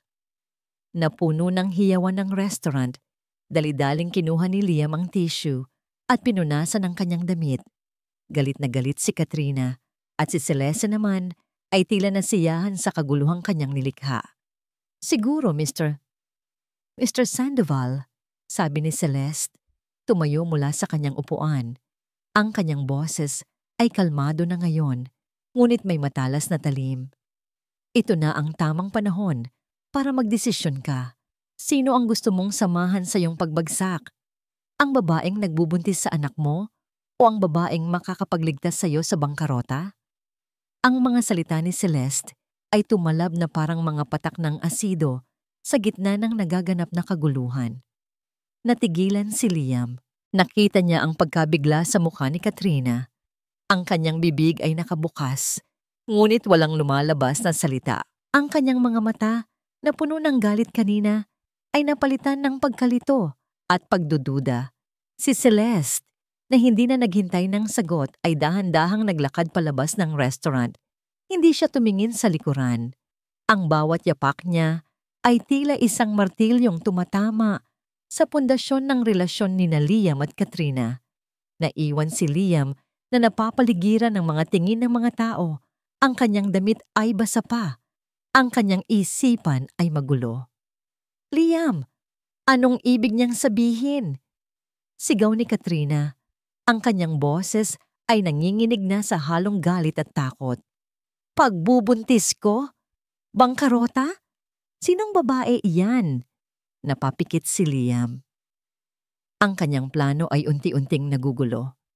Ang inaasahan niyang pagtulungan ni Celeste ay tila nabaluktot at ginamit laban sa kanya. Ang babaeng ito, hindi ito basta-basta Hindi mo naiintindihan, Katrina, sabi ni Liam, pilit na pinapakalma ang sarili. Ngunit ang kanyang tinig ay nanginginig pa rin. Si Miss Cruz, siya ang nag-aalok ng investment. Investment? Kung sino man yang Celeste Cruz na yan, niloloko ka lang niya. Giit ni Katrina. Hindi mo ba nakikita? Gusto kanyang agawin. Gusto niyang makuha ang lahat. Ngunit sa puso ni Liam, isang maliit na binhi ng pagdududa ang naitanim. Ang mga salita ni Celeste ay tumagos sa kanyang pagiging makasarili. Ang pagbubuntis ni Katrina, ang mga problema sa pera, ang pagtawag ni Celeste sa kanya na makakapagligtas sa iyo sa bangkarota. Mayroon bang katotohanan doon? Habang naglalakad palayo si Celeste, hindi niya mapigilan ang isang bahagyang nangiti. Alam niyang naghasik siya ng kaguluhan. Alam niyang nagtanim siya ng pagdududa at iyon ang simula. Ang pagdududa ay isang sakit na mahirap gamutin, lalo na kapag ito ay itinanim sa puso ng isang taong desperado. Pagbalik ni Celeste sa kanyang opisina, sinalubong siya ng tahimik na kapaligiran. Ngunit ang katahimikan na ito ay kakaiba. Hindi ito ang katahimikan ng kawalan, kundi ang katahimikan bago ang isang malakas na bagyo. Naramdaman niya ang kasiyahan sa kanyang ginawa, ngunit kasabay nito ay ang pagkilala sa panganib na kanyang sinuong. Sa kabilang banda, si Liam ay naiwan sa restaurant. Ang kanyang reputasyon ay nasira. Ang kanyang relasyon kay Katrina ay mas lalong lumala. Ang mga mata ng ibang tao ay nakatitig pa rin sa kanya. Naisip niya ang mga salita ni Celeste, ang pagpipilian na inilatag nito sa kanya. Bangkarota, kasama si Katrina, o kaligtasan kasama si Celeste. Sa kanyang desperasyon, ang ideya na mayroong makakapagligtas sa kanya ay tila isang nakakaakit na pangako. Kahit na ang makakapagligtas na yon ay nangangahulugang pagharap sa isang babaeng hindi niya lubos na kilala. Isang babaeng nagpakita ng kakaibang kapangyarihan at impluensya. Isang text message ang dumating sa kanyang cellphone mula kay Celeste. Sana ay nagustuhan mo ang hapunan, Mr. Sandoval. Kung handa ka ng pag-usapan ang mga tunay na solusyon, alam mo kung saan ako mahahanap. Tinitigan ni Liam ang mensahe. Sa isang banda galit siya, sa kabilang banda may bahid ng pag-asa. Ang mga salita ni Celeste ay tila isang pain, isang mantsa sa gitna ng kanyang kaguluhan. Ang pagpipilian ay nasa kanya. Ang pagbagsak kasama si Katrina o ang pagtahak sa hindi tiyak na landas kasama ang babaeng nagpakita sa kanya ng kapangyarihan. Sa gitna ng kanyang kaguluhan, naramdaman niya ang isang bagay na pamilyar. Isang kakaibang pakiramdam ng pagkahumaling sa babaeng ito. Ang pagiging misteryoso nito, ang pagiging malakas nito, ang pagiging mapang-akit nito. Tila ba may kung anong humihila sa kanya patungo dito, kahit na alam niyang ito ang pinakamalaking panganib. Ang pagpipilian ay nasa kanya, at ang pagpipiliang iyon ang magtatakda ng kanyang kapalaran. Ang mga salita ni Celeste sa restaurant ay tumagos na parang mga patak ng yelo sa puso ni Liam, ngunit para kay Celeste, ang lahat ng kanyang ginawa ay bahagi lamang ng isang mas malaking plano. Ang paghahasik ng pagdududa sa pagitan ni Liam at Katrina, ang pagpapalala sa sitwasyon ng Sandoval Corp. Lahat iyon ay mga hakbang lamang. Ngunit hindi niya inasahan ang bilis ng pagbagsak. Isang linggo matapos ang insidente sa restaurant, isang malaking balita ang bumulaga sa kanya. Isang malaking consortium ng mga bangko ang biglang nag-withdraw ng kanilang suporta sa Sandoval Corp. Nagbabanggit ng mga hindi inaasahang pagbabago sa financial standing at pagtaas ng risk profile. Ang mga shareholders na dati nagtitiwala kay Liam ay nagsimulang magpanik. Sa isang emergency meeting, napagdesisyonan na ibenta ang ilang asset ng kumpanya para makalikom ng pondo at maiwasan ang mas malaking kapahamakan. Nang malaman ni Celeste ang balita, naramdaman niya ang pagbigat ng kanyang dibdib. Ang plano niya ay maging unti-unti, hindi biglaan. Hindi niya inasahan na ang kanyang mga aksyon ay magiging sanhi ng agarang pagbagsak ng buong kumpanya. At kasama nito, ang pagbagsak ni Liam sa kumunoy ng kanyang sariling mga kasalanan. Posible kayang nabigla siya? Naisip ni Celeste, isang bakas ng lumang Althea ang nagsalita sa kanyang isipan. Posible kayang sobra ang ginawa ko? Ang kanyang mga kaalyado, ang mga kumpanyang binili niya, ay nagsimula ng magtanong. Ang biglaang pagbagsak ng Sandoval Corp ay nagdulot ng hindi inaasahang epekto sa merkado. Ang ilang negosyo na nakadepende sa Sandoval Corp ay nagsimula na ring makaranas ng problema. Ang kanyang reputasyon bilang isang misteryosong mamumuhunan ay unti-unti nang nababahira ng pagdududa. Sa gitna ng kaguluhang ito, si Mateo ay patuloy na naging sandigan ni Celeste. Alam niyang hindi siya si Althea, ngunit ang pag-aalala ni Mateo ay tila nagpapaalala sa kanya ng mga bagay na mahalaga. Celeste, sabi ni Mateo isang gabi, habang magkasama sila sa kanyang opisina, napapaligiran ng mga dokumento na nagpapakita ng lumalalang sitwasyon. Sigurado ka ba sa ginagawa mo? Nakikita ko ang pagod mo at ang bigat na dinadala mo. Tumingin si Celeste kay Mateo. Sa mga mata nito, nakikita niya ang sinseridad at pagmamalasakit, isang bagay na hindi niya naramdaman mula kay Liam. Mateo, kailangan kong gawin ito. Mahinang sagot ni Celeste. Para sa lahat ng nawala sa akin. Ngunit ang kanyang determinasyon ay nagsisimulang manghina. Ang mga mensahe mula sa kanyang mga dating supplier, ang mga tawag mula sa kanyang mga abogado, ang mga tanong ng mga shareholders, lahat iyon ay nagsimulang bumigat sa kanyang balikat. Ang paghihiganti na dati niyang tinitingnan bilang kalinisan ay nagsisimulang magmukhang isang mapait na parusa na hindi lamang sa iba, kundi pati na rin sa kanyang sarili. Dumating ang araw na ang lahat ay tila nawala. Isang pagdinig ang idinaos para sa Sandoval Corp dahil sa mga utang nito. Si Liam, na mukhang pagod at wala ng pag-asa, ay humarap sa mga hukom at mga nagpapautang. Kasama niya si Katrina, na mukhang masama ang pakiramdam, ngunit nananatiling matatag sa tabi nito. Nandoon din si Celeste, nakaupo sa isang sulok, tahimik na nagmamasid. Hindi siya inaasahan doon.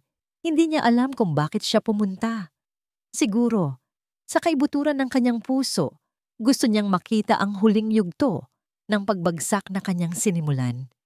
Sa pagdinig, lumabas ang lahat ng katotohanan. Ang mga dayaan ni Liam, ang kanyang mga ilegal na transaksyon, ang kanyang paggamit sa pera ng kumpanya para sa personal na mga pangangailangan at sa pagbabayad ng mga utang ng kanyang ama. Ang lahat ng ito ay nabulgar sa harap ng lahat. At ang pinakamalaking dagok para kay Celeste, ang pag-amin ni Liam. Ginawa ko ang lahat ng iyon dahil sa kanya. Sabi ni Liam, ang tinig ay nanginginig, ngunit hindi siya tumitingin kay Celeste. Nakatingin siya sa kawalan. Sa babaeng minahal ko, ang babaeng sinaktan ko, si Althea. Natigilan si Celeste, hindi niya alam kung ano ang mararamdaman. Ang pagbanggit ni Liam sa pangalan ni Althea ay parang isang malakas na suntok. Ang pag-amin nito na minahal niya si Althea ay parang isang malaking kasinungalingan, lalo na't alam niya ang katotohanan.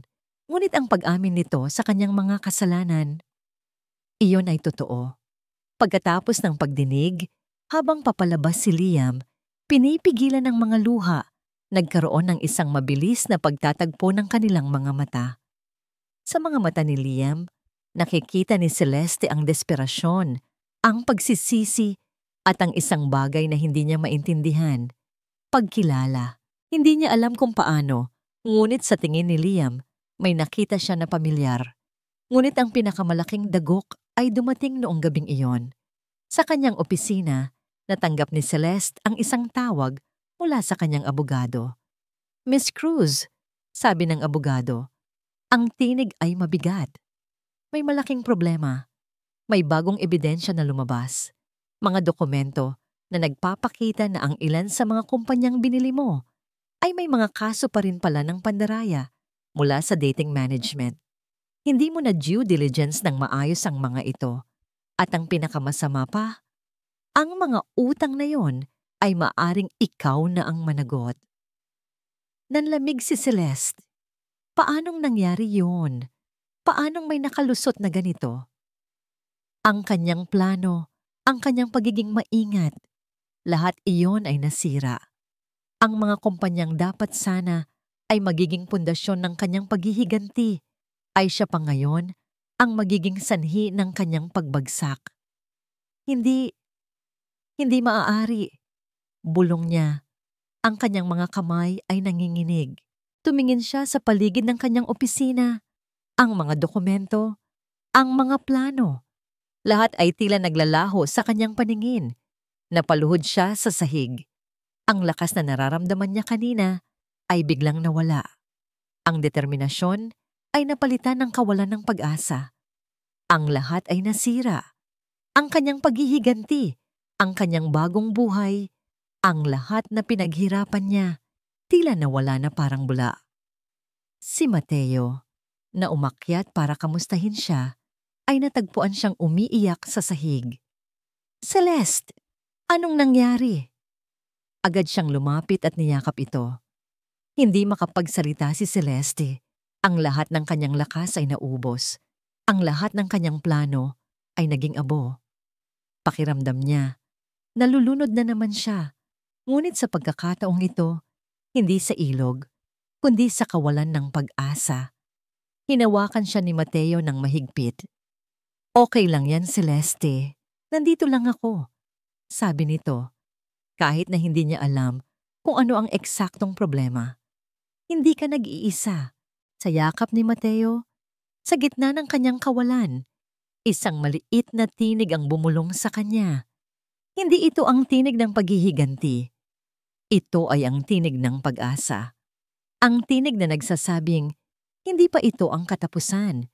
Ito ay maaring simula lamang ng isang mas mahirap na laban. Ngunit ang laban na iyon ay hindi na tungkol sa paghihiganti. Ito ay tungkol sa pagbangon muli. Nang tumigil sa pag-iyak si Celeste, tumingin siya kay Mateo. Ang kanyang mga mata ay puno ng luha, ngunit may bagong determinasyon na nagsisimulang sumibol. Mateo, sabi niya, ang kanyang tinig ay mahina, ngunit may bagong lakas. May isang paraan pa, pero kailangan kong isugal ang lahat. Nasa bingit na siya ng pagkatalo, ngunit hindi pa siya tapos. Hindi pa siya susuko. Ang hangin sa opisina ni Celeste ay mabigat, puno ng tensyon na halos mahawakan. Hindi na ito ang dating malamig at kalkuladong Celeste na nakikilala ng mundo. Ang mga mata nito ay nagliliyab sa determinasyon, ngunit may bakas ng pagod at pag-aalala na hindi maitatago. Ang pagkalugi ng ilan sa mga kumpanyang binili niya ay isang malaking dagok, ngunit hindi ito ang katapusan. Hindi ito ang plano, Mateo, sabi ni Celeste. Ang tinig niya ay pilit na pinatitigas habang naglalakad sa kanyang opisina, hawak ang mga dokumento. Dapat unti-unti silang bumabagsak, hindi biglaan.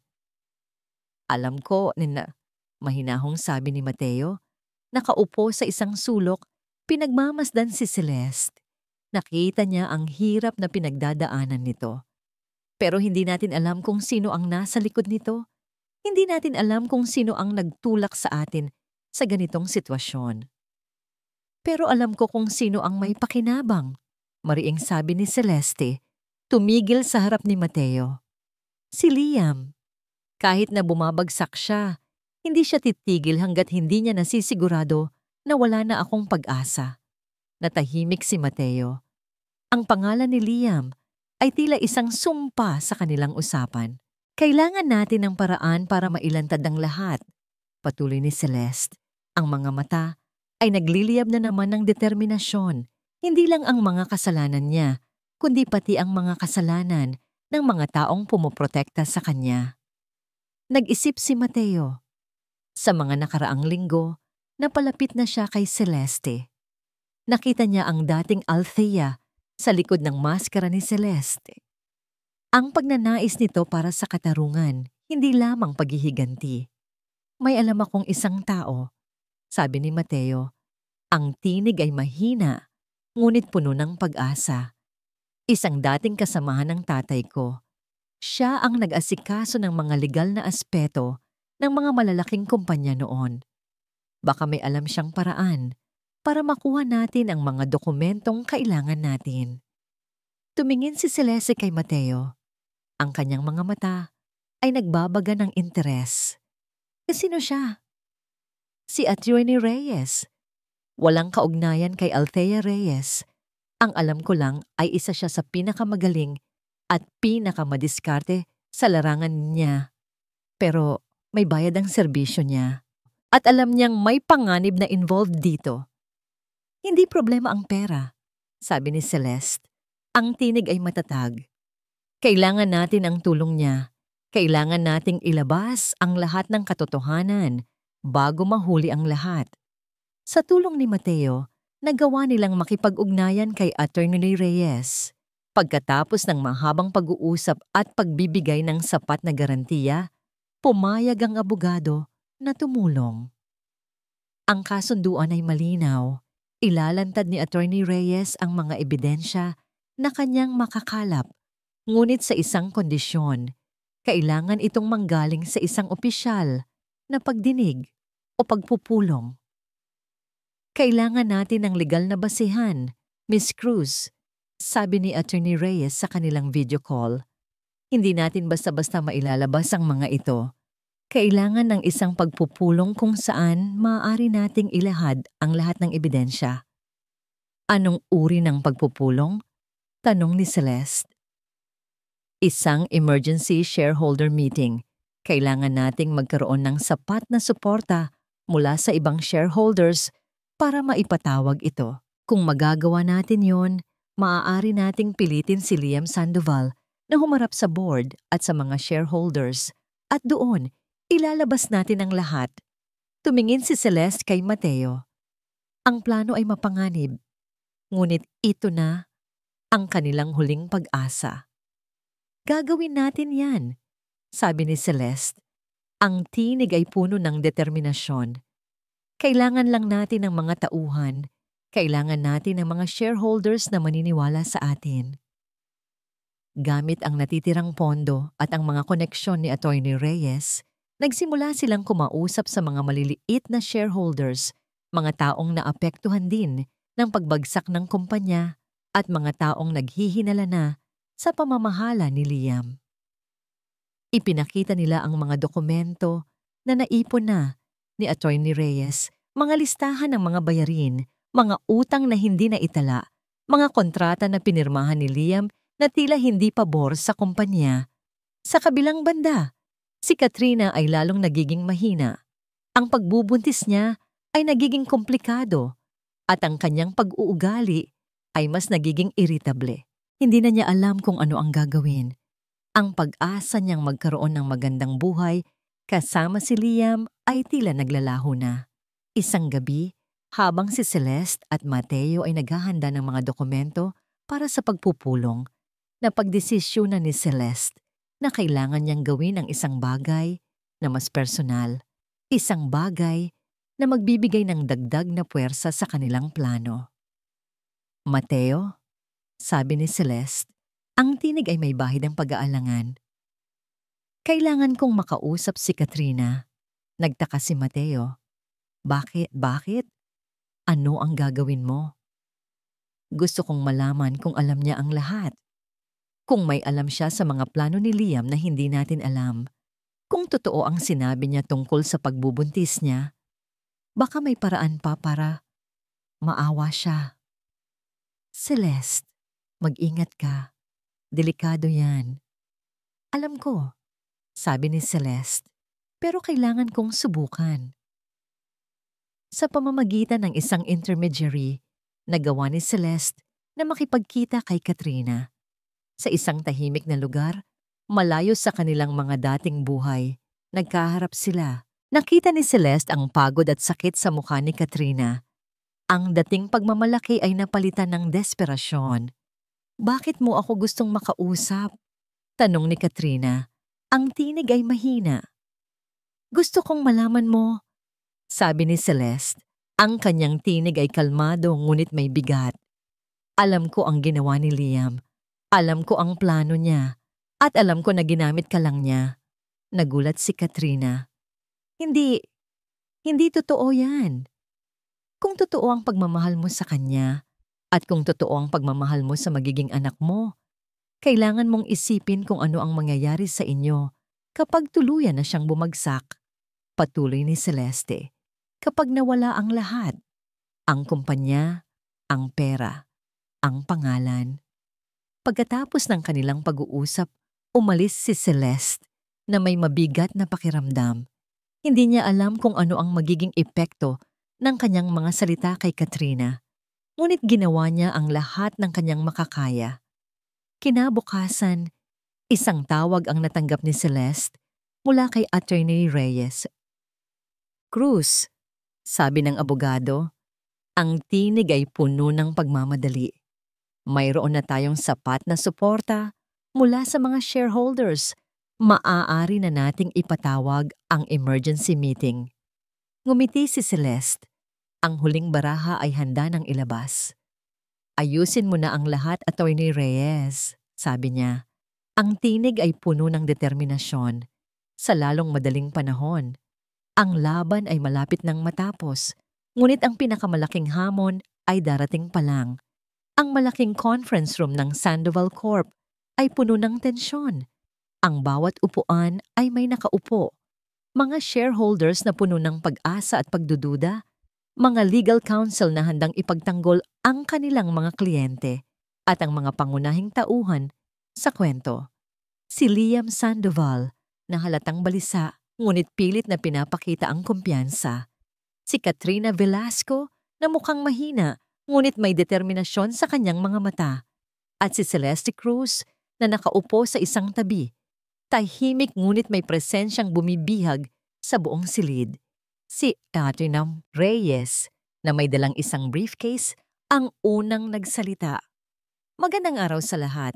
Tinipon natin kayo dito ngayon para sa isang mahalagang pagdinig tungkol sa kinabukasan ng Sandoval Corp. Nagsimula siyang maglahad ng mga ebidensya, mga dokumento, mga financial reports, mga listahan ng utang na hindi naitala. Bawat isa ay tila isang pako sa kabaong ng imperyo ni Liam. Nakikita ni Celeste ang pagbabago sa mukha ni Liam mula sa pagiging kumpiyansa, naging pagtataka, at sa huli ay naging takot. Ito ang mga ebidensyang nagpapakita ng malawakang pandaraya at maling pamamahala sa Sandoval Corp.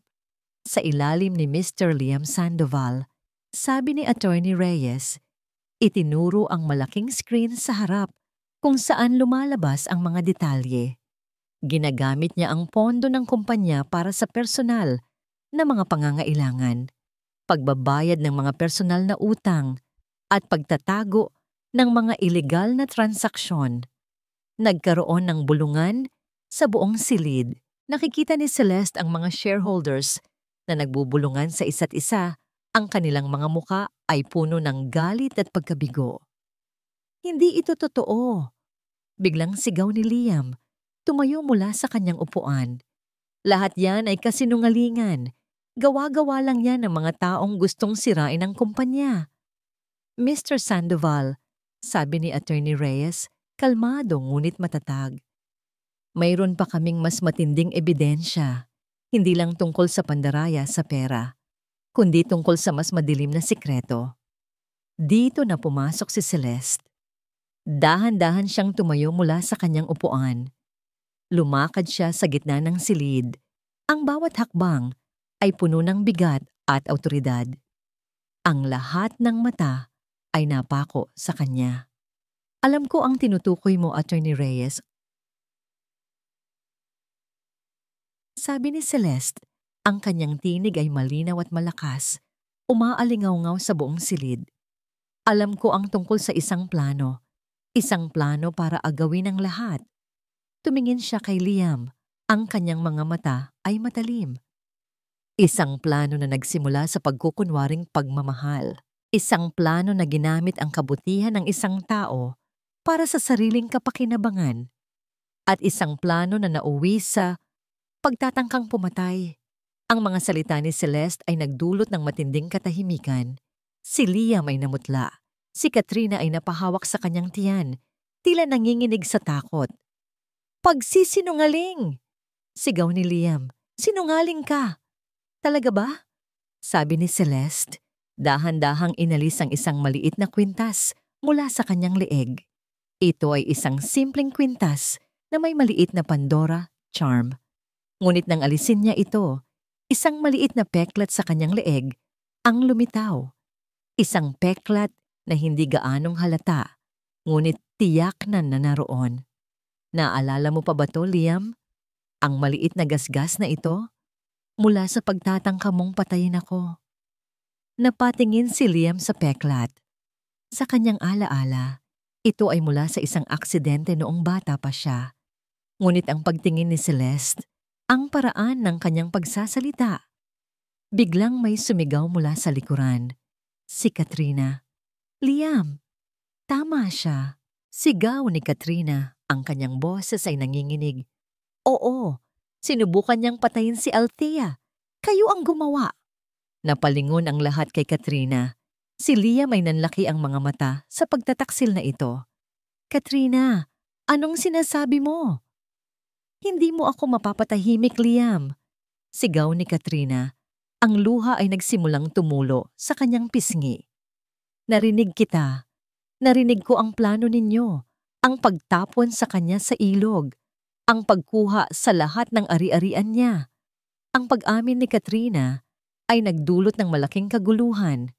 Ang mga shareholders ay nagsimulang magsigawan. Ang ilan ay galit. Ang ilan ay natatakot. Tama na ang lahat ng ito. sabi ni Attorney Reyes. Ang kanyang tinig ay umaalingaw-ngaw. Mr. Sandoval, Miss Velasco, ipapatawag kayo ng pulisya para sa karagdagang investigasyon. Ngunit bago pa man dumating ang mga pulis, isang bagay pa ang nangyari. Ang pinto ng conference room ay bumukas at pumasok si Dr. Alejandro at si Mateo. Doktor, Mateo, sigaw ni Celeste, puno ng pagtataka at kaginhawaan.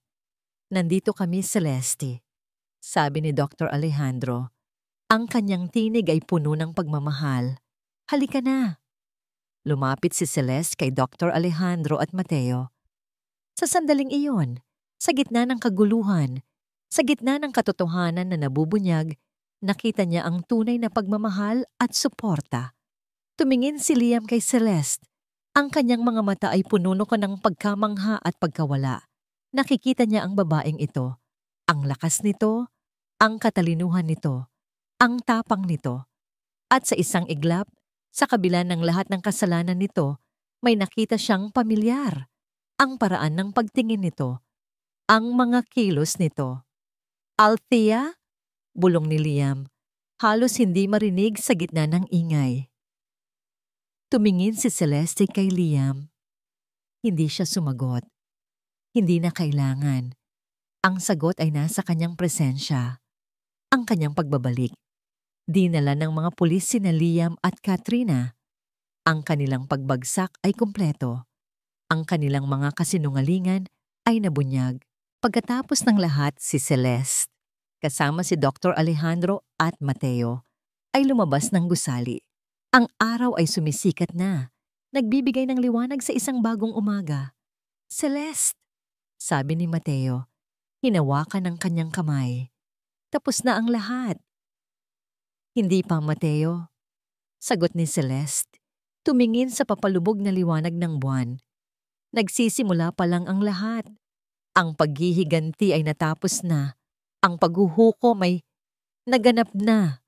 Ngunit ang tunay na laban, ang laban para sa kapayapaan, para sa pagpapatawad at para sa isang bagong simula, ay magsisimula pa lamang. Lumipas ang ilang taon. Ang syudad na dating puno ng anino ng paghihiganti at kasinungalingan ay ngayoy nababalot na ng kakaibang liwanag. Ang hangin ay tila mas sariwa.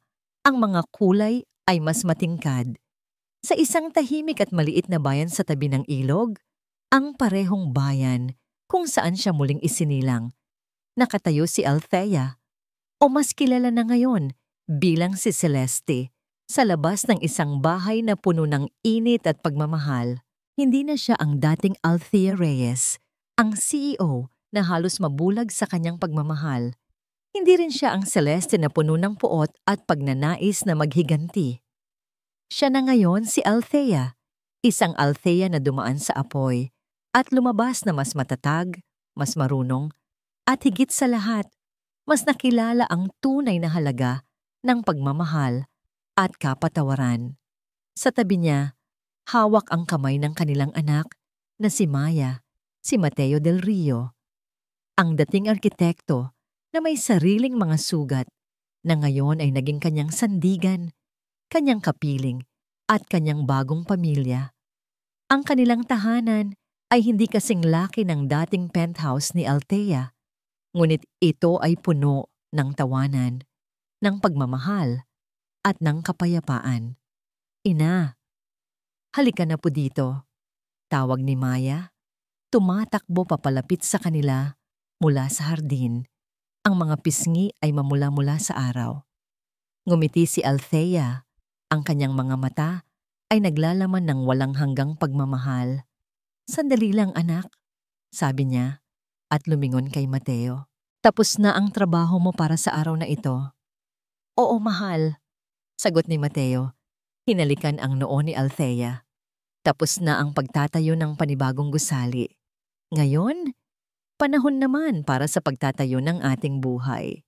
Tinapik ni Althea ang kanyang dibdib. Ang dating puso na puno ng galit ay napalitan na ngayon ng kapayapaan. Ang paghihiganti ay natapos na. Ang mga taong nanakit sa kanya ay naparusahan na. Si Liam ay nahatulan ng mahabang taon sa bilangguan At si Katrina naman ay napilitang mamuhay ng simple kasama ang kanyang anak na tinitiyak ni Attorney Reyes na may sapat na suporta ngunit walang luho. Ang Sandoval Corp ay nasa ilalim na ng bagong pamamahala, malayo sa kadiliman ng nakaraan. Si Dr. Alejandro, na ngayon ay mas malusog at mas masaya, ay malapit lang din sa kanila, bumibisita madalas. Ang kanyang mga alaala ay puno ng pagmamalaki sa babaeng nailigtas niya at sa lalaking anak niya na natagpuan ang pag-ibig. Isang araw, habang naglilinis si Althea ng mga lumang gamit, natagpuan niya ang isang sobre na nakasulat sa pangalan niya, ngunit may kakaibang sulat kamay. Ito ay mula sa isang abogado. Nagpapabatid tungkol sa isang trust fund na itinatag para sa anak ni Katrina. Ang nagtatag ng pondo ay anonymous, ngunit malinaw na ang intensyon ay para sa kinabukasan ng bata, hindi ng ina nito. Alam ni Althea na siya ang nasa likod nito. Isang huling kilos ng pagpapatawad, hindi para kina Liam o Katrina, kundi para sa sarili niyang kaluluwa. Ang pagpapatawad ay hindi para sa kanila, kundi para sa kanyang kalayaan. Sa hapunan kasama ang pamilya, habang pinagmamasdan niya sina Mateo at Maya na nagtatawanan, naramdaman ni Althea ang kumpletong kapayapaan. Ang mga peklat sa kanyang katawan ay naroon pa, ngunit hindi na ito mga paalala ng sakit, kundi mga marka ng kanyang katatagan. Ina, si Papa po, kailan pa po tayo magsisimba ulit? Tanong ni Maya habang kumakain ng kanilang hapunan. Sa linggo, anak, sagot ni Althea. Hinahaplos ang buhok ni Maya. Siguraduhin lang natin na hindi tayo mahuhuli. Tumingin siya kay Mateo, ngumiti. Sa wakas, malaya na ako. Bulong niya na tila para sa kanyang sarili lamang. Hindi na bilang si Althea na puno ng sakit o si Celeste na puno ng galit, kundi bilang Althea, isang babaeng natagpuan ang kanyang sarili, ang kanyang pag-ibig at ang kanyang tunay na tahanan. Ang mga alaala ng nakaraan ay nandyan pa, ngunit hindi na ito ang nagdidikta ng kanyang buhay. Ang mga ito ay naging aral, naging gabay. Ang dating pangarap na pagmamahal na minsan ay naging dahilan ng kanyang pagkawasak ay napalitan na ngayon ng isang pagmamahal na tunay, matatag, at nagbibigay ng buhay. Sa pagtatapos ng araw habang nakahiga si Althea sa tabi ni Mateo, pinakinggan ang mahinahong paghinga ng kanilang anak sa kabilang kwarto. Naramdaman niya ang lubos na kasiyahan. Ang paglalakbay ay mahaba at masakit, ngunit ang bawat hakbang ay nagdala sa kanya dito, sa isang bagong simula, sa isang buhay na puno ng pagmamahal, at sa isang puso na buong-buo ng nakapagpapatawad at nakapagmamahal muli. Ang tunay na kaligayahan ay hindi na sa paghihiganti, kundi sa pagpapatawad at sa pagbuo ng bagong mundo mula sa abo ng nakaraan. At dito nagtatapos ang kwento ni Althea at Mateo. Mahal naming mga taga-subaybay, sa bawat salita, sa bawat paghinga ng mga karakter na ito, naroon ang bahagi ng aming puso na nais naming ibahagi sa inyo. Ang pagsulat ng kwentong ito ay naging isang malalim na paglalakbay para sa amin. Isang paglalakbay sa landas ng pagtataksil, sakit, paghihiganti, ngunit higit sa lahat, sa pagpapatawad at pag-asa.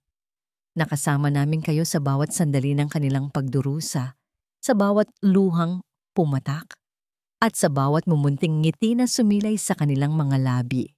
Nais naming iparating sa inyo ang mensahe na kahit gaano pa kalalim ang sugat na dulot ng pagtataksil, may kakayahan pa rin ang puso na maghilom.